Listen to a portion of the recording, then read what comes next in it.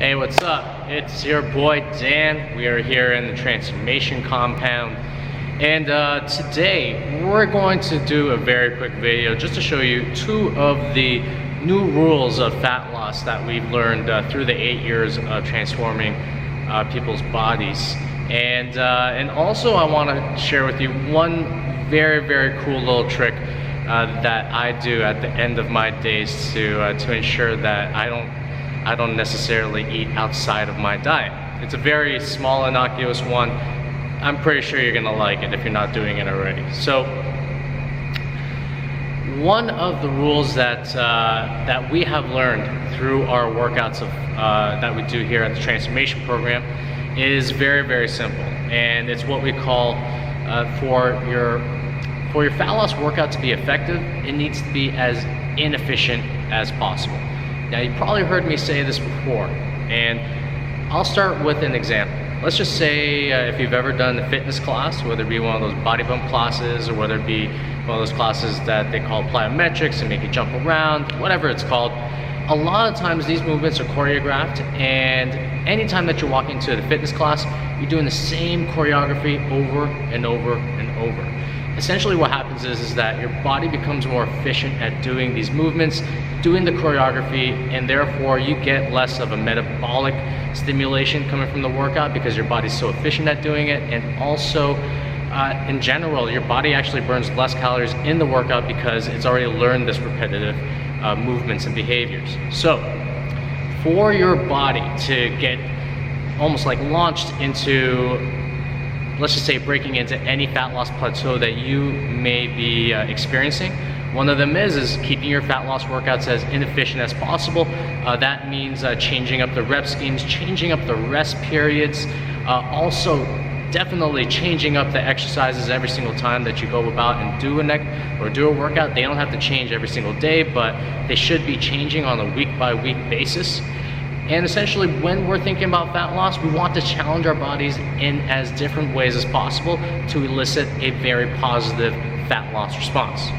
So that's the very first rule. We learned this just through our classes because we find that whenever we do things like monotonous, and whenever like in the past, we did things monotonously, we did the same exercises, we didn't necessarily see the amount of fat loss or the rate of fat loss that we see whenever we actually change up our workouts. And we have different templates for our workouts as well. One thing they have to realize is that for about 2 to 3 weeks, we may be working under one protocol, maybe call it like a 60-20. For the next 2 or 3 weeks, we're actually going to change the protocol entirely and do something completely different. And the templates are always changing, and we here have about like 8 to 10 templates that we use in our own workouts.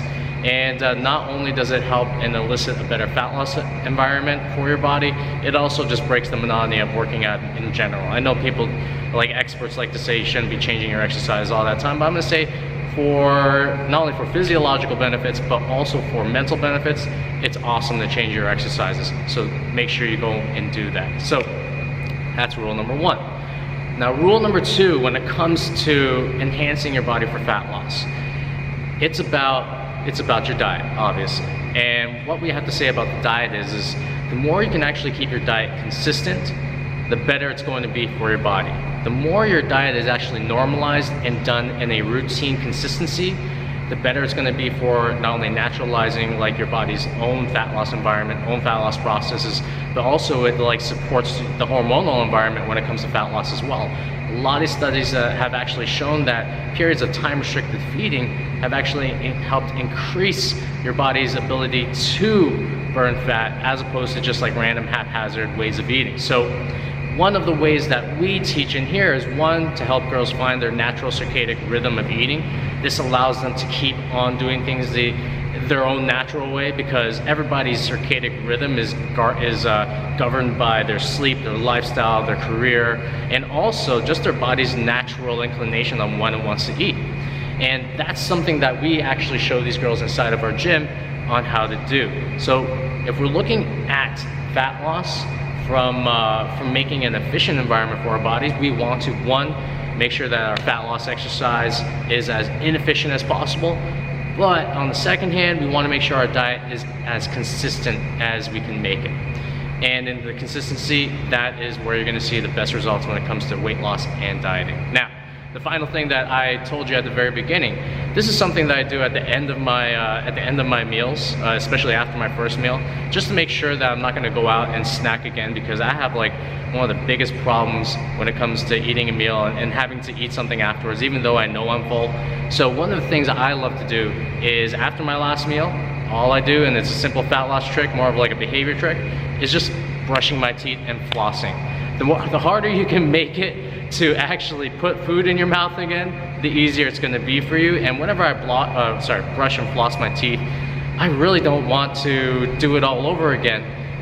If I put, like, you know, let's just say if I eat a snack, or if I take in calories when I shouldn't really be taking them in. So to normalize my own behavior when it comes to eating, I brush my teeth after my last meal, and that's pretty much one of my best fat loss tricks.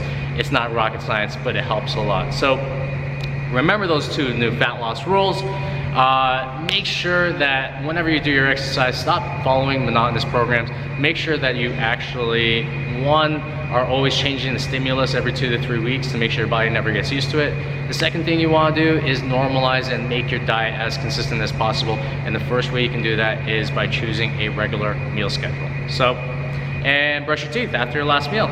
So let me know how how the rules relate to your life, but also let me know how the little trick works for you as well. And again, this is your boy Dan, and I will talk to you soon. Peace.